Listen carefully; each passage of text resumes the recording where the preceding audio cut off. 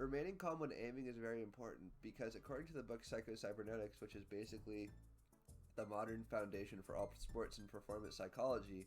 whenever you introduce emotions such as anger or tilt, it will lead to a chemical being introduced into the brain through the adrenal glands, which is called epinephrine and non-epinephrine, which are basically just adrenaline, and then an increase in cortisol,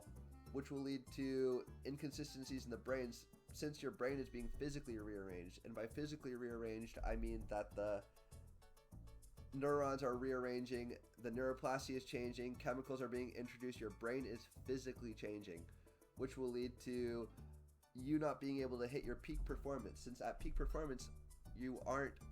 don't perform at your peak when you are extremely angry, so your brain is physically not in the structure that it should be to hit peak performance.